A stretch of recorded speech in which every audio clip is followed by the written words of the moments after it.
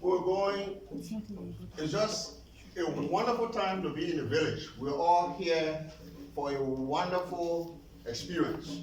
And we want everyone to be so fully engaged that you will not forget this experience. So I'm going to do a call, and you must respond to me. When I say yo, yo, you should say yo. Correct? Mm-hmm. Did you understand me? Mm-hmm. All right. Yo, yo, yo. It's a beautiful thing. It's a wonderful thing to give thanks to God for beginnings. This is deeply rooted in our culture. I hear us talk about the religions of the world, but the three monotheistic religions of the world have their beginnings in Africa. In fact, I call Africa the land of Eden, the land of Ham. So we thank God for beginnings, the home of civilization, and something we take great pride in. So I say, yo, yo, yo, yo, yo. We want to give thanks. We want to give thanks to God also for our ancestors. Yeah. For lineage, for language, for location, these beginnings. We've always been in the mind of God. What are we talking about? So what are you reading? I want to direct you to a book, Comprehensive History of Blacks in the Bible. A man and his wife, Wardell. We're talking here about people who are deeply rooted. And we cannot forget that. So this is just a continuation. Yo, yo, yo. We want to give God thanks as well for your coming through the gates. Coming through the gate. Coming here for education. And you will be leaving, going through the gate. You're going to change the world. Yo, yo, yo. We are grateful for our brother, Dr. Vincent, faculty member who was here, and he continues his work at Wilberforce in Ohio. And he's coming to tell us about other people that were at the gate. Rebels at the gate, the union workers. It is so necessary to resist against oppression. That's our heritage. So at different levels, in different ways, we should resist to make things better. So he's going to give us more details, and of course he will talk about other related things happening in the global south and all of this. But we are very blessed, and I'm so happy. We are all blessed thanks to Dr. Tillman, the Department of History and Political Science, the College Arts and Sciences, the Dean, the faculty, the staff, that we really can come aside and do this kind of wonderful thing. Are you in agreement with that? Yo. Yo, yo. Yo. Yo.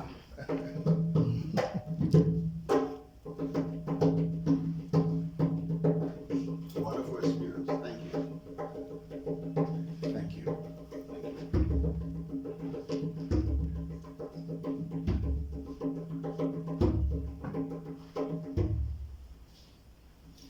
I turn it over to my brother and student, Mr. Dominic Jenkins. Good afternoon, Tuskegee students, faculty, staff, administration, and distinguished guests. My name is Dominic Jenkins, a senior history major from San Diego, California, and I have the privilege to introduce Dr. Godfrey Vincent. Dr. Godfrey Vincent is the associate professor of history and the director of the honors program at Wilberforce University in Wilberforce, Ohio. He is a former associate professor of history and an interim department chair of history and political science at Tuskegee University, as well as the co-director of the Integrative Public Policy and Development Doctoral Program, IPPD, at this university. Dr. Vincent received his doctorate in 2011 from Morgan State, Baltimore, Maryland. and he also holds an MA in Political Science and Historical Studies from New School University in New York, and a BA in Government and Politics from St. John's University in Queens, New York. He is active in several organizations, including Labor and Working Class History, the Georgia Association of Historians, the Association for the Study of African American Life and History, Southeast Regional Seminar in African Studies, the Southeast Africanist Network, and the Left Forum. He is a member of the editorial board of the Journal of Labor Societies, International Encyclopedia of Revolution and Protest, International Law and Labor Working Class in History, and the Palgrave Encyclopedia of Imperialism and Anti-Imperialism. His book publication, which he will be speaking about today, is Rebels at the Gate, The Oilfield Workers, Trade Union, and the Era of George Weeks. Now, join with me in giving a warm welcome to Dr. Godfrey Vincent.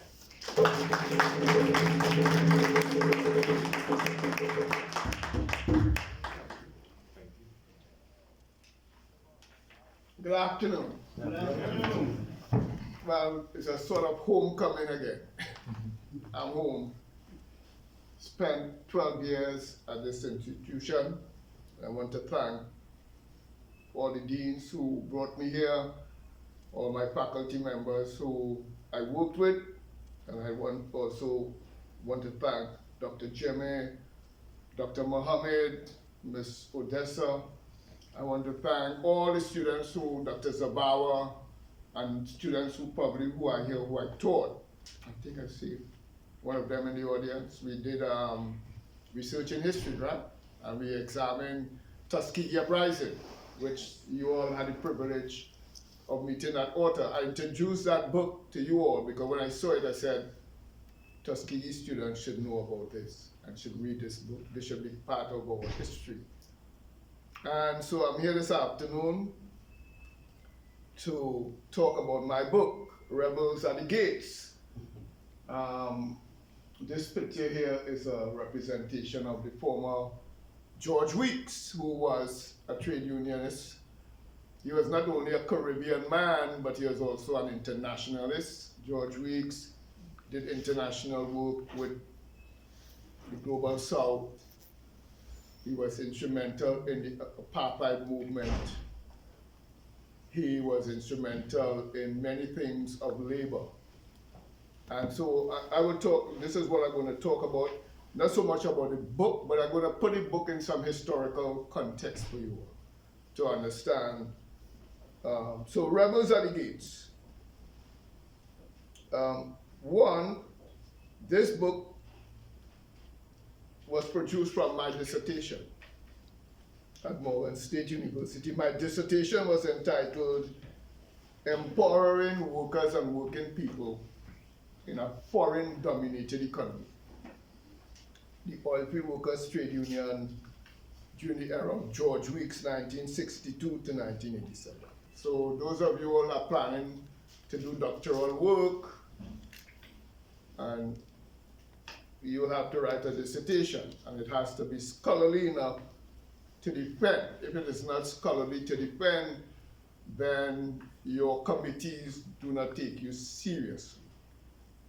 So I took this dissertation and I decided there's more work to be done, because dissertations are just a minuscule part of a research, and there's ongoing work. You can take a dissertation and you can turn it into book chapters, peer-reviewed journal articles. This is what scholars do. This is what Dr. Indy and Dr. Fishkin and myself, we are part of SIRSAS, and we go to conferences and we talk about Africa and other issues relating to the Global South and African Americans and Caribbean people. So this book is about what? It's about a trade union movement, a collective of people of African descent who foreparents came from Africa, happened to be in the Caribbean. So The slave ship not only landed in America, in the United States, in the 13 colonies, slave ships landed all over South America, Central America, and the Caribbean. It so happened that my ancestors landed in the Caribbean. They could have landed in North Carolina. In fact, there were slaves who were taken from Barbados and shipped to North Carolina. So this is why, I was in discussion with Dr. Indy and others. I had a, not really, I would call it a beef, but I had a disagreement with Nicole Hannah-Jones on her position on the 1619 project. My position is not akin to Trump's position. My position is that there were 3 arrivals and not 2. Yeah. First arrival had to do with Juan Godero. That was his Roman Catholic name, but Juan Godero was born in the Congo. And he was one of the first black men to be part of an expedition in the New World. He and others came with Cortez, Pizarro, Balboa, and others, landed up in Mexico, in Puerto Rico, and other places. So that was my argument. So as a historian, we cannot be fixated on just a one-sided argument. We have to learn to probe history. Or if you are writing as a scholar, you have to learn to probe the scholarship in the field. So I took this dissertation and did more research. The publisher is here, he and his wife, Mr. Ako Motota from Senate Press. This book was to be published since 2015 with a publisher in New York, but during COVID upended a number of small publishers. And the publisher called me from New York and told me he cannot do the book anymore. So I contacted Mr. Motota.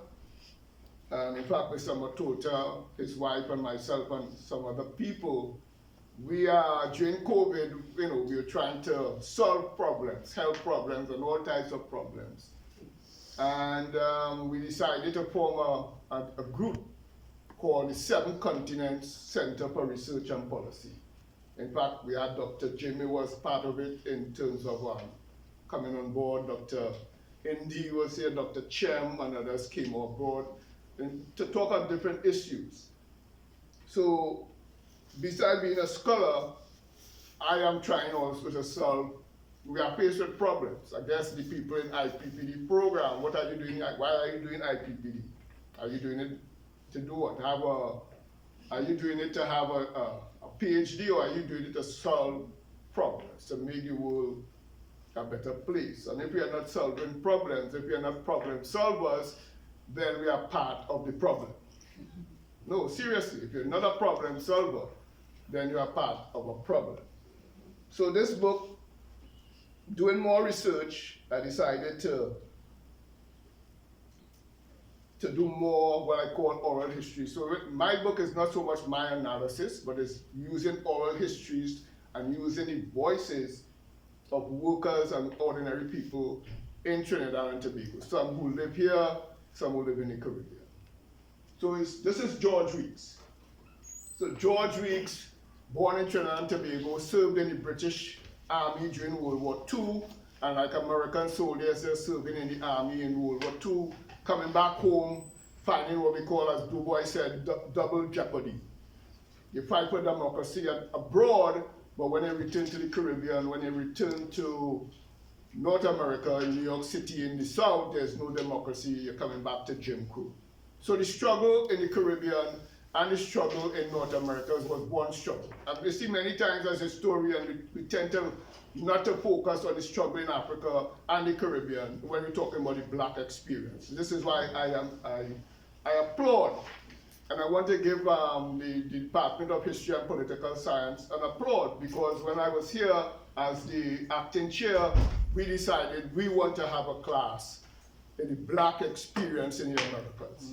So when we have Black History Month, we are not just talking about black history in North America, we have to talk about black history where black history occurs. And because it's one struggle. And if we continue If we continue to divide ourselves, then we'll have Donald Trumps of the world continuing to divide us. Right? So we have to, it's one struggle. So this book, I will focus on a number of areas. So the book is set in literature. Dr. India, Dr. Fishkin, they are experts in the field of literature, and if we do literature, we talk about settings, right? The setting of a book. So this setting takes place in Trinidad and Tobago during the period of independence. Trinidad and Tobago, like countries in Africa and in India became the first British colony to achieve independence in 1947, followed by Ghana, then followed by other nations. 62, Trinidad and Tobago gets independence. We have the famous Eric Williams, who, a scholar historian who wrote the famous book, Still Out, Capitalism and Slavery. I employ all of you, whether you agree with it or not, to read Capitalism and Slavery. But he becomes Prime Minister of Trinidad and Tobago with the People's National Movement. At the same time, George Weeks emerges as the leader of the OWTU.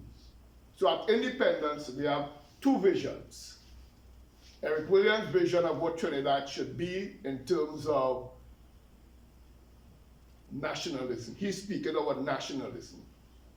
George Weeks has another vision. Trinidad and Tobago, as one of the small countries in the world, is a small oil and gas producer. And George Weeks understands that if we don't control our oil and gas, then we will not be free. We will not have independence. So he has a vision that the country should secure the security of owning the oil and gas industry. Eric Williams did not agree. So right away there's conflict. You see, nationalism we like to talk about nationalism, but nationalism is dangerous because nationalism does not see we. It does not see we, it sees I. In other words, if you don't agree with a position, the nationalist position, you are seen as an enemy. When you are not, it's just divisions are totally what? Different. So independence comes, so there are two visions. One vision is that Trinidad and Tobago, we get independence, we have a flag, national anthem, national colors. But I call it, we get, as some scholars also call it, we have flag independence. Ghana has independence, but I call it flag independence. Nigeria got independence, flag independence. India got independence, flag independence, because we are still under the domination of the British. You go to Ghana, Nigeria, you saw Barclays Bank. Come to Trinidad, you saw Barclays Bank. If you know anything about the slave trade, Barclays Bank financed the slave trade in Liverpool. They financed the slave trade, and Barclays Bank is still around today. Right? They were one of the financiers of the slave trade. So independence, what does independence mean? That's something your generation have to understand. What is independence? Does independence make us free? So George Weeks understood that independence, having a flag, national anthem, black people running the show, does not mean that we are free. Yes, black people are the face of the country, but are they representing us? That's a question. So two visions.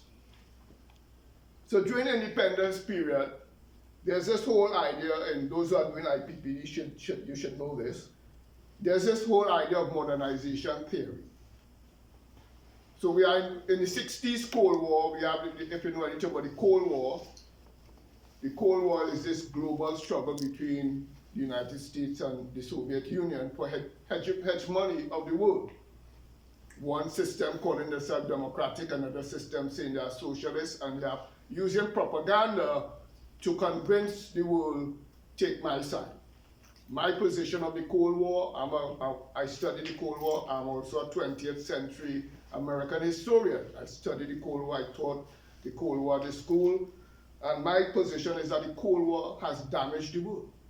In fact, last month I met just in conversation, a US soldier. We had a nice conversation. He lives in Ohio. He's in the military. His father was also in the military. His father fought in World War II. And the thing is, had Japan not attacked Pearl Harbor, the United States would have never got into World War II because they had an isolationist position. It's only when Japan attacked Pearl Harbor then they became involved. And his idea to me was, if the Soviet Union and the United States had come together and said, you know what, let's solve global problems of cancer and all these things, and environmental problems, the world would be in a better world. Because guess what? At independence, third world countries, or what we call the global south, got caught up in this conflict of the Cold War. Seeing that based on our proximity to the United States, countries in the Caribbean were under tremendous pressure. So if you supported the Soviet Union, you were isolated. If you supported Cuba, you were isolated.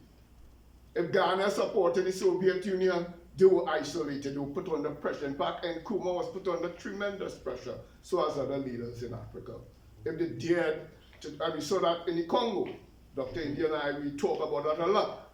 Lumumba was killed because he dared to stand up against the imperialist powers in the Congo. And so like people in the Sudan and other places who took radical positions, they were eliminated. So the Cold War, from my position, damaged the world. So the modernization theory came, and this theory said, you all should industrialize, become like us. And the policy was called industrialization by invitation. But it created problems, and as Dr. Jimmy and I always talk about in the Opus sessions, and I maintain, development is not what you don't have. Development is what you have. Mm-hmm. What do we have? What do we have here in Tuskegee to develop? That we don't have to wait on any outside force to come and develop Tuskegee. We don't have to wait on any outside force to come and develop Ghana or Africa. What do we have? Things in Africa. What do we have? And many times we take things that these people telling us we should have, but when we take it, it doesn't work for us. So when industrialization by invitation came to Trinidad and Tobago, more US multinational corporations came to Trinidad. But it came at the expense of the working class, because to have them there, you have to get what we call cheap labor. And we've seen that, and I'll talk about that as it relates to places like Alabama in my closing remarks. So there was a conflict. Williams tried to put pressure on the trade union movement to soften their positions on multinational corporations and to don't do strikes and to accept what we call at the time minimum wage. And George Weeks said, not under my watch. Not under my watch, that is going to happen. And George Weeks became the voice of the radical trade union in Trinidad and in the Caribbean, because by this time industrialization by invitation spread from Puerto Rico, called Operation Bootstrap, and it came into the Caribbean. We call it the Arthur Lewis model of who advised Eric Williams. Arthur Lewis was one of the modernization theorists in terms of economics. He wrote several articles and books, and he was from St. Lucia. He won the Nobel Peace Prize for Economics I think it was in the 70s or 70s thereabout. But his theory became popular because this is the theory the United States is proposing for newly independent countries. In other words, don't go to the Soviet Union. Come to us, we have what you have. If you go to the Soviet Union, we'll do you like Cuba, we'll isolate you. We'll put pressure on you, we'll starve you, we'll blockade you. I mean, I lived in Trinidad and I saw it. During World War II, I was born after World War, long after World War II, but I saw the remnants of it.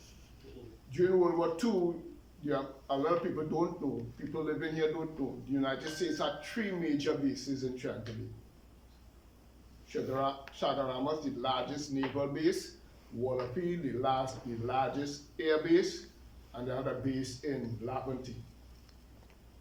And there was a gate in Chagaramas that we as locals couldn't go there.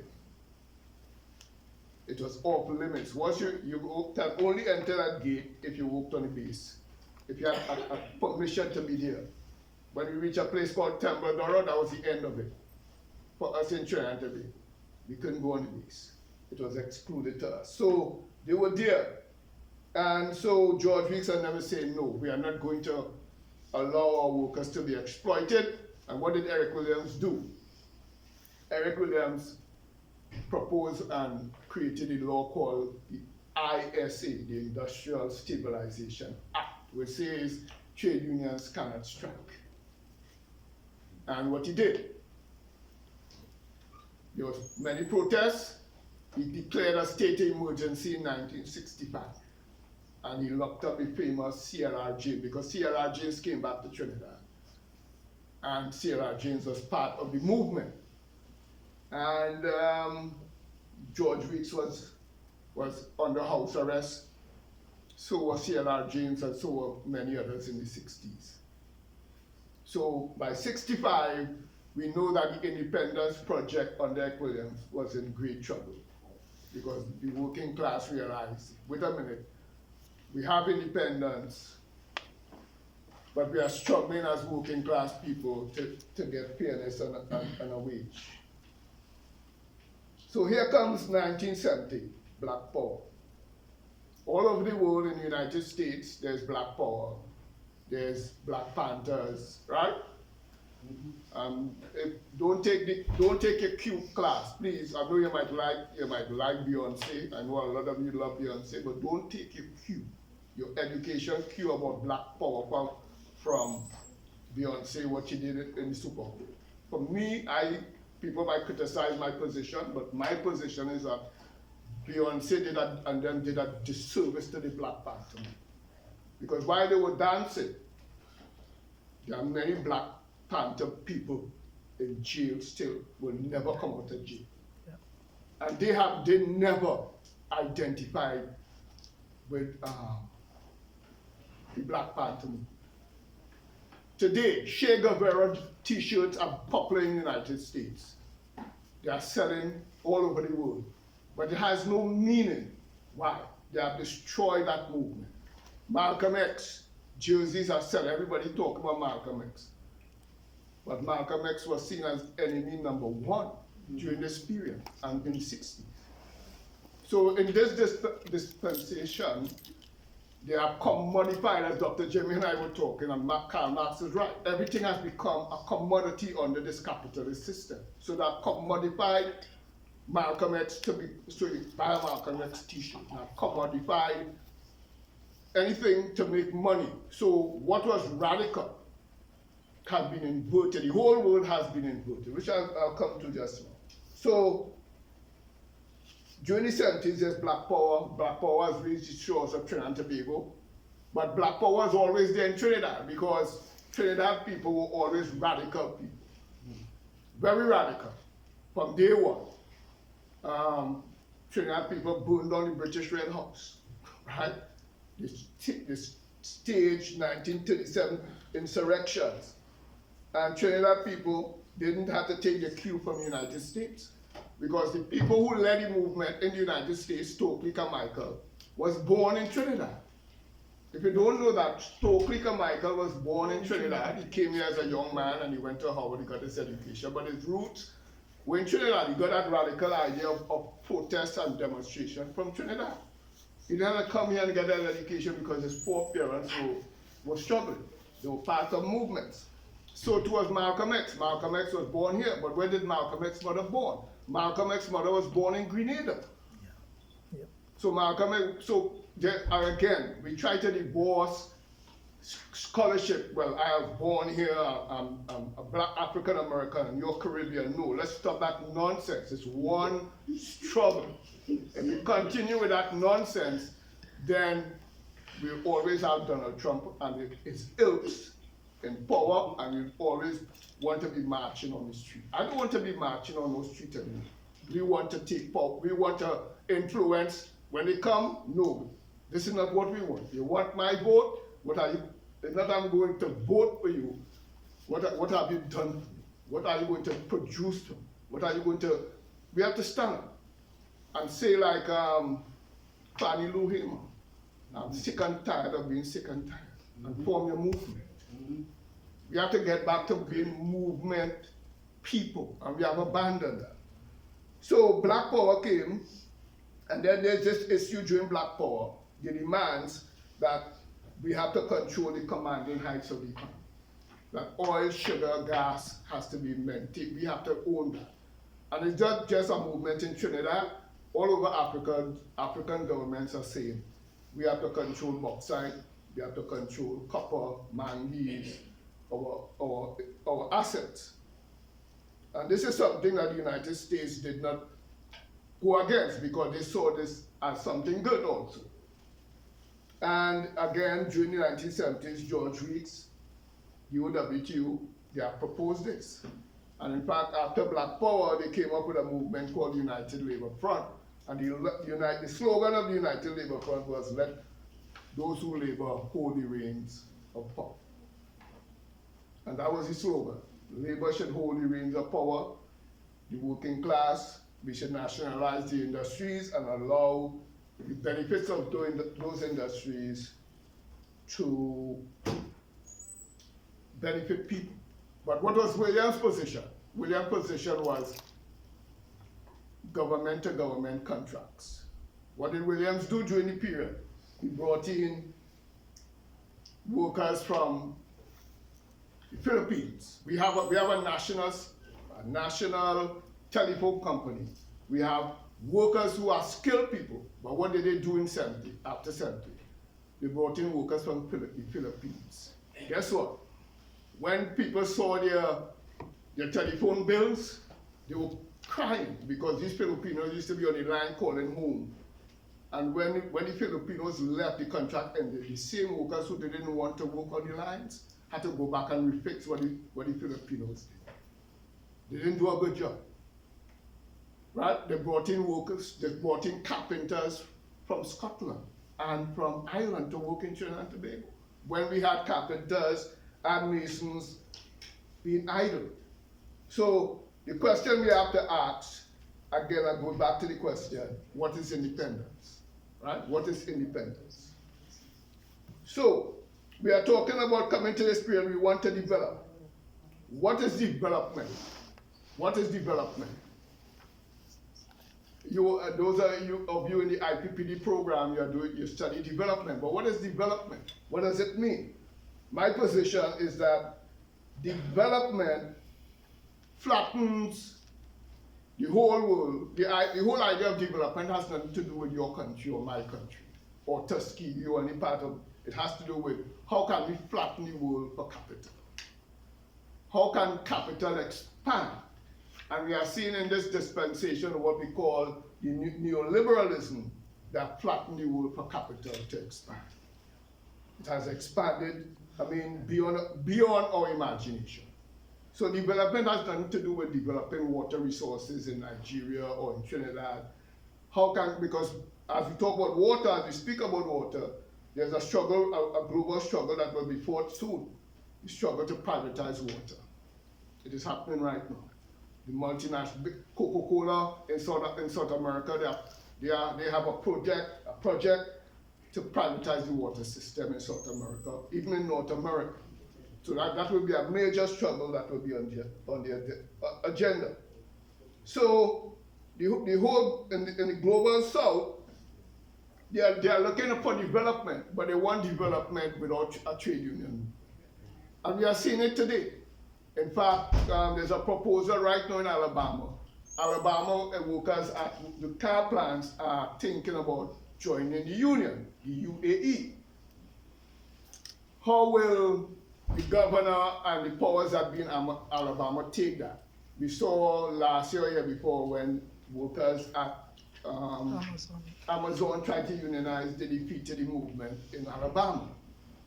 And so we are looking at the development plans where they do not want unionized workers. And this is what George Reeds fought for, that workers should be unionized. In fact, if you read the charter of the United Nations Charter, one of the things they have in it is the right to what?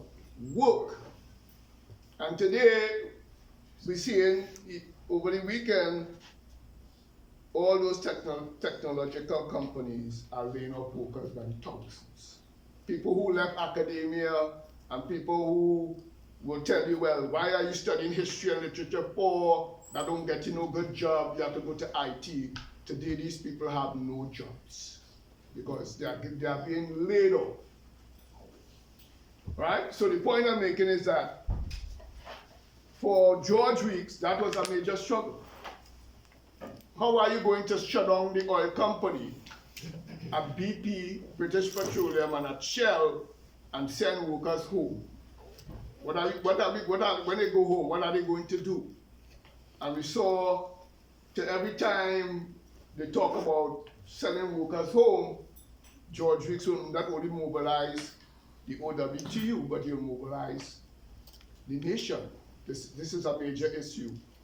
We have to mobilize, we have to fight. And in fact, he had a slogan, one union, one struggle. So he called on all the unions to struggle. So, development. So what is development? How are we going to develop as a nation? And now we're dealing with the issue in the 1980s. By 1979, the world, we're going to see a paradigm shift in the world. 1979.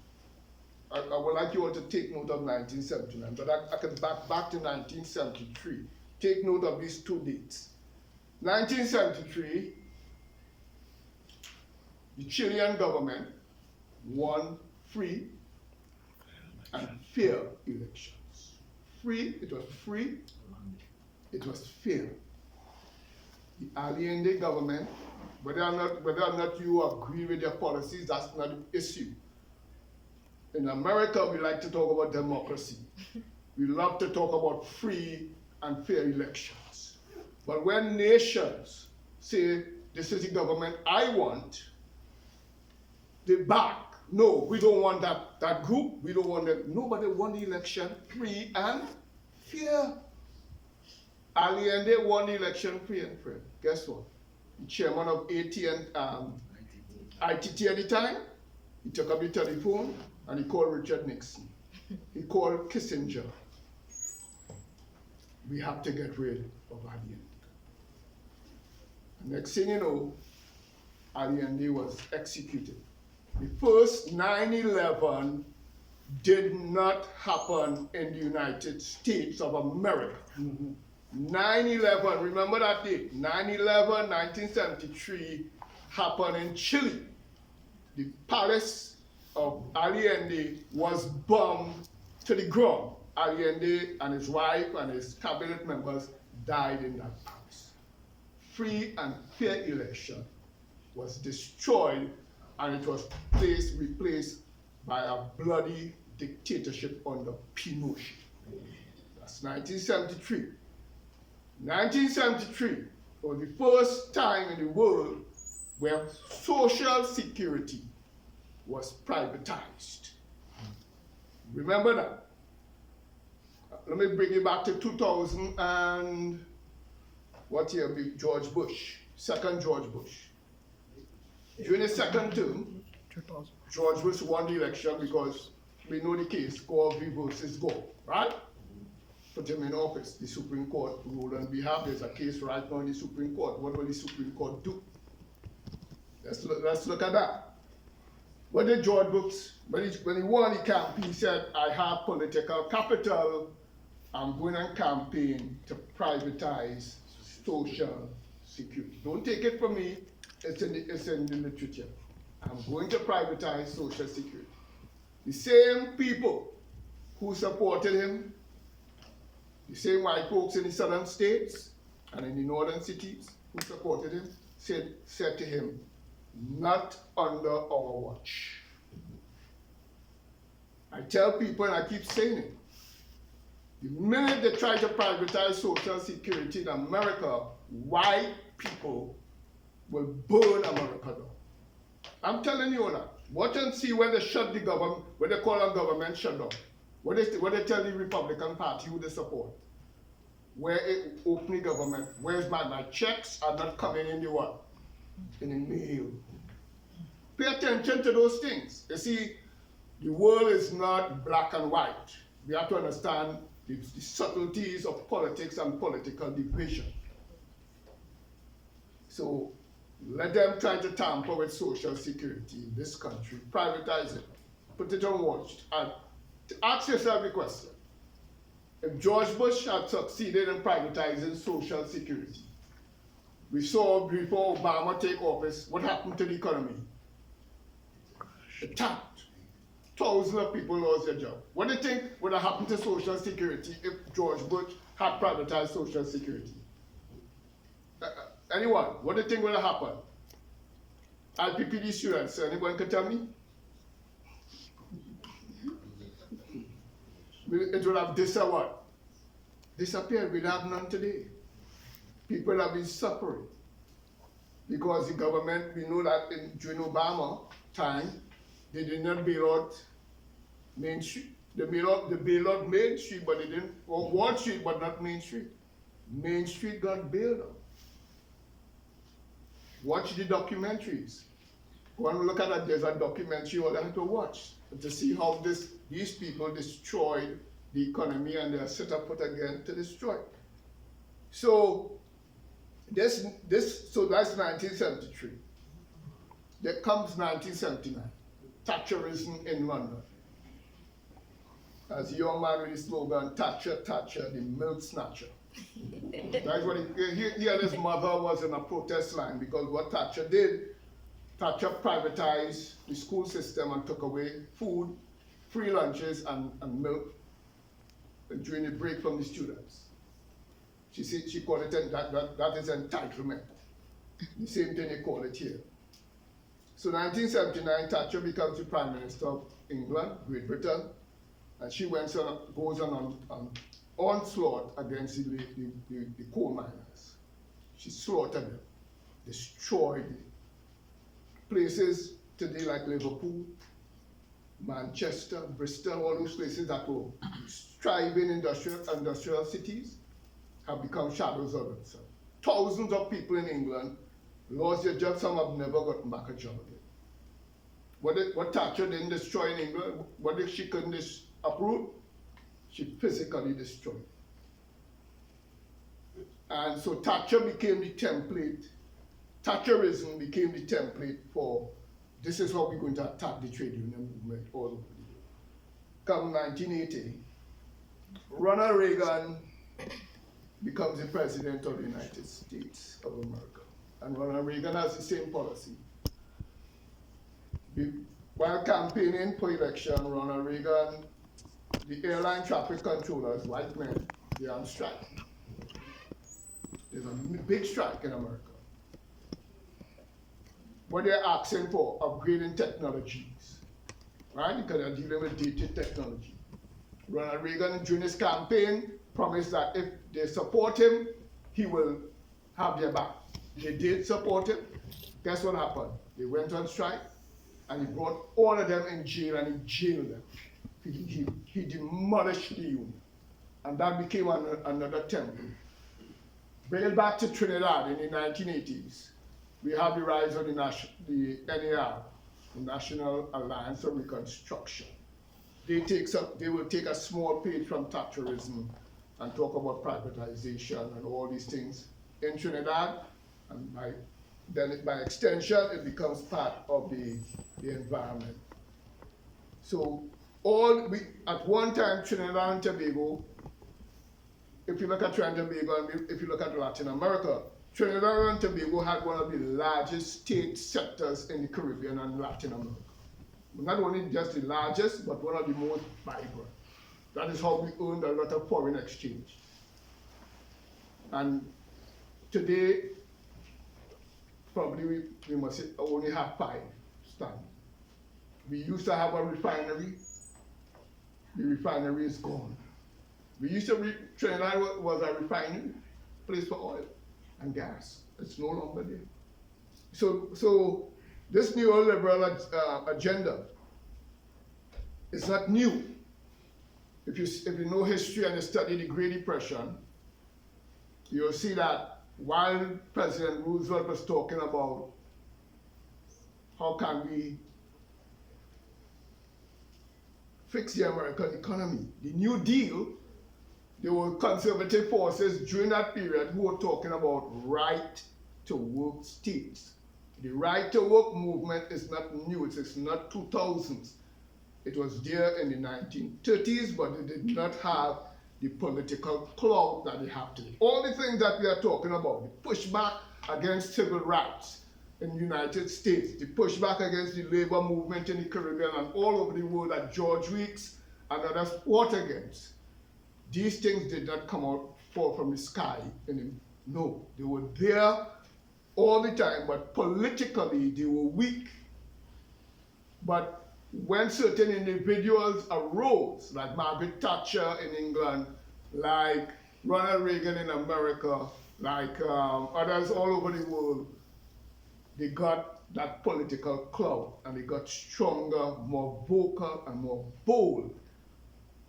And they are telling us today we are right to work states. Alabama is a right to work state. What does that mean? Anyone knows? What does that mean? No unions and what else? You can come to work this morning and then you can tell you have no what? You have no job and you have to leave. You are hired and you can be fired the next minute without any recourse. So that is the world that we are living in. Right? And it was so disappointing for me to see that in Trinidad, George Weeks supported the apartheid movement in South Africa. And in post-apartheid South Africa, we saw the government turning the guns on the workers in the miners, when they went on strike. I mean, when that happened that morning, I was still living in Tuskegee. I was here. I was taking a shower and tears came down. I began to cry. And I'm saying, is this what we struggle for? Is this what the people in Soweto struggle for? And the young people thousands of young people got killed. I was in tears and I realized that, as Camus said in his book, The Rebels, one day you could be a radical and you get in power, and tomorrow you become the oppressor. So a radical can become an oppressor. And we see that time because why? They are in the struggle, but they have a different agenda. Everybody in a struggle do not have the same agenda. Dr. Jimmy could tell you about the Liberian experience, and so many others here could tell you about their experience. Right? So we are in this neoliberal environment where work is not guaranteed. As young people, you are faced with what we call AI technology, that some people are promoting as it will fix everything in the world. It will make the world a better place. It will not. It will not. It asks yourself the question, would I have a job? In fact, one of my professors, Dr. DiFazio at St. John's University, died some years ago. He and another scholar at CUNY Grad School wrote a book, I think it's 1990, called The Jobless Future. They did the research, and they saw this coming. And we are seeing the jobless future. They want a world where they can make what we call maximum profits. The capitalist class is not content with making 10% profit anymore. They want to make 600% or more profit. So how are we going to do that? At the cost at labor. And we see this has reached academia. In fact, during COVID, whole departments in colleges and universities have disappeared. Faculty jobs are at risk at many universities because higher education, some schools, not all, because at Harvard and Yale and Princeton and those what we call Ivy League universities, Who attends those schools? The children of the 1% attend those schools, right? They send the children there, or if they don't send them there, they send them to Oxford and Cambridge, right? You know what they're telling the children to study?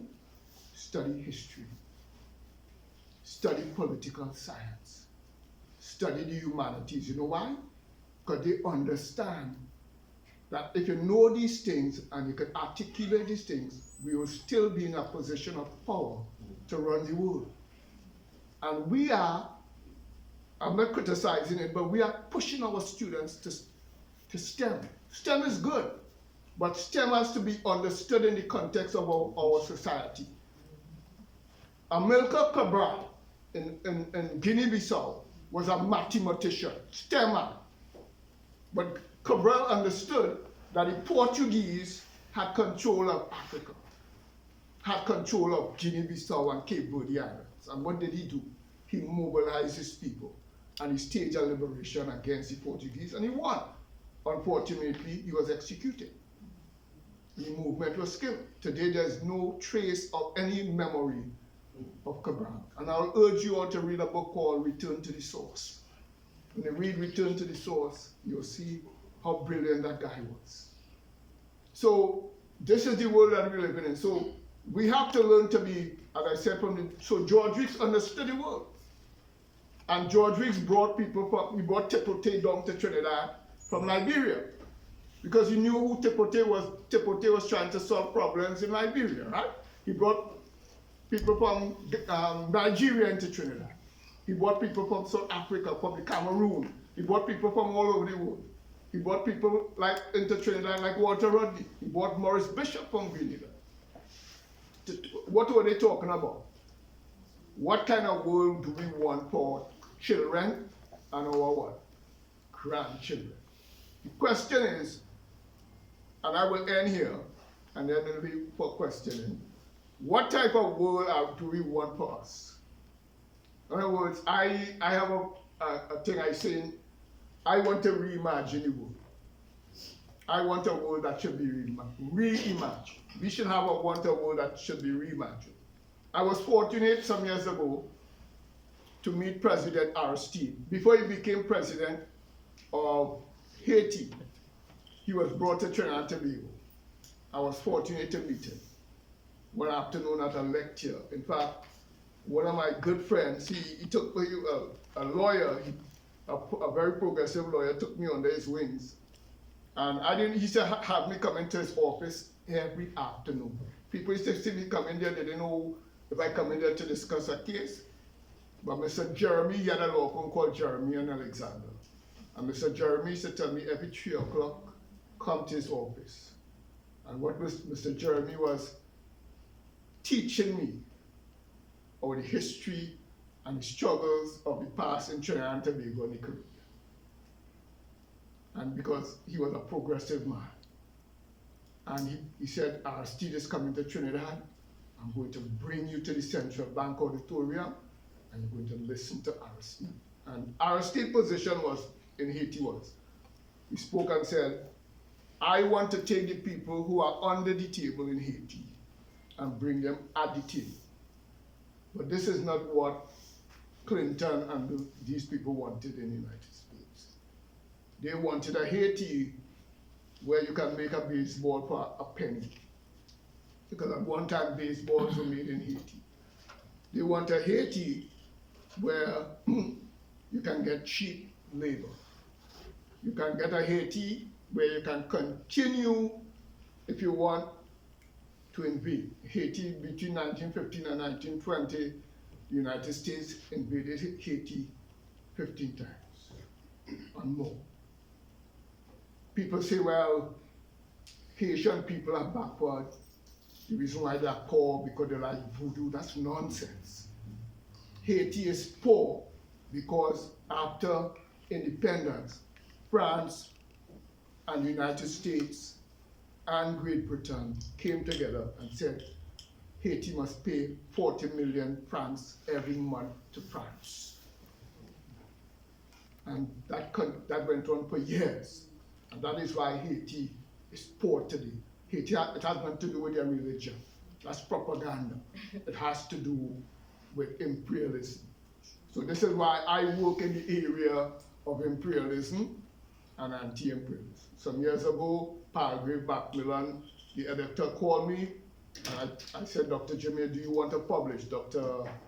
Robertson at the time, and we got our work published in the Journal of Imperialism and Anti-Imperialism. That's an area Dr. India and myself and others, we work in that area because we want to understand this whole thing about, and this is what is the Imperial Project about? And George, this is a project is still on. It has not disappeared. It is still there. Yes, we got independence. Yes, in the United States we got some civil rights. But Martin Luther King understood if there are no working class rights, there will be no civil rights. This is why he went down to Memphis to join up with the sanitation workers. You see, because we have a narrative in the United States that Martin Luther King was just about, I have a dream, and about, no. That is not the narrative that we, and if you mustn't judge me by the content of the character, of my skin, that is nonsense. Martin Luther King was about, how can I join up with the barefoot, he said it. The world, we should join up with the barefoot man in South Africa with the barefoot man in Alabama. That was his struggle. It was he saw the global, Martin Luther King by 68, 67, was linking with people like George Weeks and them. They were linking. All over the world, he was linking with people like Ho Chi Minh and all these people because they understood. The phrase was, we have to join with the barefoot man in Alabama, with the barefoot man in Hanoi. Because they understood that to fight against imperialism, we must have what we call a united front. And that's the only way we can defeat imperialism. Understanding what we're fighting against and creating a united front. So George Weeks in his lifetime created a united front, and this is what I try to capture in my book, Rebels at the Gates. Gates have two meanings. One, gates mean authority. Gates is authority figures who lock up their gates. In fact, some years ago, I am a lot of people don't know, but I'm also a spoken word person. I did a lot of spoken word. I don't do it like before, but I have music, and I wrote something called "Look How They Lock Up Them Gates and Flex the Muscle in the People's Face." In other words, they lock up the gates, they send workers home, and they tell you, take that. Trinidad and Tobago had a vibrant, one of the most vibrant manufacturing sectors in Trinidad, in South America. Well-paying jobs, unionized jobs. Come 1986, Stonemeyer, who was one of the capitalists, and others, they decided, you know what? It's cheaper to import, let's mash up that sector. There was a member of the OWTU, Ashby, Mr. Ashby. He worked for Metro Box for 30-something years. What is life? One day his wife tell him, look, we have a son. I will migrate to the United States. I'll go and make some money. I'm not leaving Trinidad. I'm going to get some money. We'll do what we have to do in Trinidad. I'm coming back home. He told his wife, you go ahead, I will take care of my son. We will take care of our son. So one day Mr. Ashby came home and told his son, he's a member of the OWTU, told his son, I lost my job. Metal Box, because Metal Box made all the cans and things for everything we drink in Trinidad and the Caribbean and Latin America. Coca-Cola, they made things for all those manufacturers, doing canned products. He told his son, I have no job. Young Ashby telling his father, Daddy, we're going to be all right because you're going to get your severance benefits. Because in Trinidad, there's a law which states after when you work at a company, you're entitled to get severance pay based on how many years, and they'll do, for every year, I think they give you 1 month salary. So some workers came out with 80, 90, $100,000 or more. And he said, Daddy, we're going to be all right. His son, Mr. Harvey said, no, I lost my job and the company has gone into receivership. And this is what they did. And this is what they keep doing. They put the company into receivership. So if I put my company into receivership, those are people in finance and marketing and business will know this better than I am. Not a business person, but I know about it. When they put a company into receivership, the people who get paid first are the creditors. The last people that get paid are the workers, if any money remaining. So Stonemeyer then put Metrobox into receivership. Workers didn't get a cent. So Ashby young Ashby told his father, Daddy, I will never work for nobody in my life again. And guess what he did? Ashby went on a life of crime. And he was executed in Trinidad because he saw his father's world, his world, and his mother's world destroyed.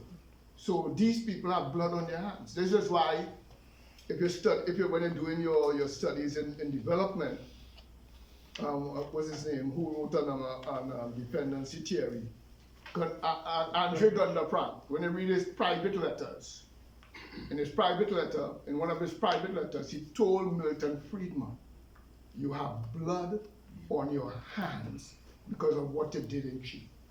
What did Milton Friedman do? Milton Friedman took young boys, they went to the Catholic University, brought them to University of Chicago, and trained them into neoliberal economics. They got their doctorates, and they went back home to work under Pinochet, and they became the architects of the neoliberal agenda in Chile. The question for all of us, are we going to become architects for oppression? Let's think about that, whether you're doing your undergraduate, your master's, your doctorate, whatever degrees.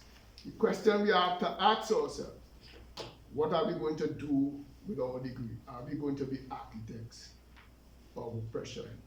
I will say, enough said, I've dropped the mic. Thank you.